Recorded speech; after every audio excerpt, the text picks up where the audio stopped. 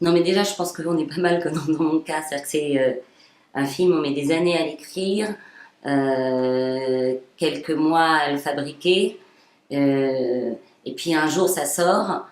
Moi, je trouve que c'est une expérience absolument traumatisante. En général, je rase les murs, on s'attend à ce que ça fasse. On est dans une pensée magique, on se dit que ça va avoir les meilleures critiques du monde, des millions de spectateurs, et puis en général, c'est pas tout à fait le cas. Et dans ce qui me concerne, j'ai après une espèce de grande désaffection pour ce que j'ai fait. Mais c'est aussi ce qui me permet d'en écrire un suivant. J'écris presque contre le précédent.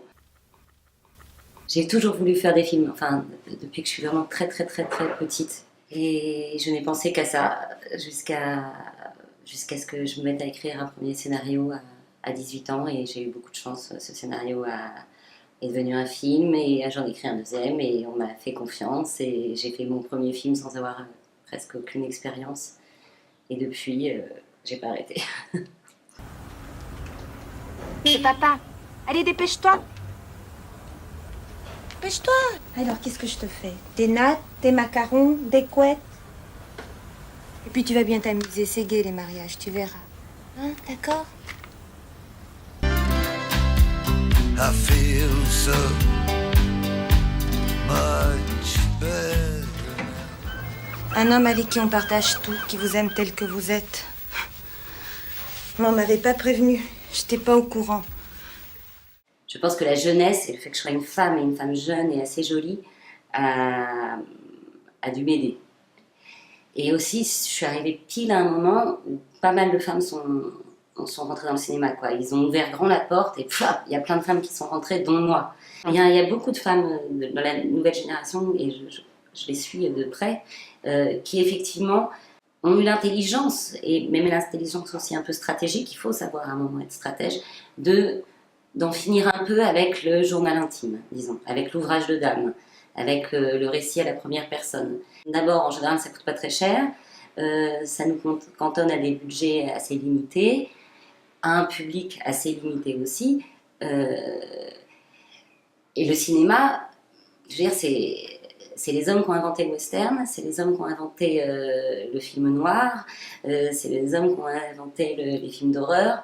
À un moment, c'est pas parce que c'est eux qui ont imposé des formes et des genres qu'on va se cantonner à un seul genre et à une seule forme. Parce que justement, là, il y a une tendance que je trouve moi, terrible, c'est que la comédie gentillette, ça va devenir maintenant une spécialité féminine, la comédie familiale, la comédie de mœurs. Et c'est des comédies, moi, dans lesquelles je me reconnais pas du tout, parce qu'on y enlève presque toute ce qui fait la comédie, c'est la transgression. Si c'est pour faire des comédies bourgeoises de droite, c'est ce qui pouvait arriver de pire à la comédie et à la comédie investie par les femmes. C'est pour ça qu'effectivement les Beaux Jours, quand on me l'a proposé, parce que c'est un film qui m'a été proposé, je me suis dit effectivement une femme de 60 ans qui a une histoire d'amour et sexuelle avec un garçon de 35, là je relève mes manches et j'y vais. Mais c'est gênant, au départ c'est simplement embarrassant. Est-ce qu'il y a un nouvel atelier masque à l'argile, c'est ça?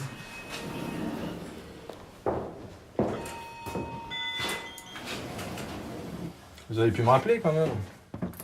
Alors? Bah, je vous ai laissé au moins 25 messages ce week-end. C'est pas très sympa, c'est ce que c'est. Mon premier message comme ça, l'air de rien. En passant, comment ça va bon. Et puis après, quand vous vous rappeliez pas, je suis devenu un peu plus insistant. Enfin bref, voilà, ce que je veux dire, c'est que connasse, je le pensais pas. Et je suis désolé de vous avoir insulté. Ah, mais tu savais...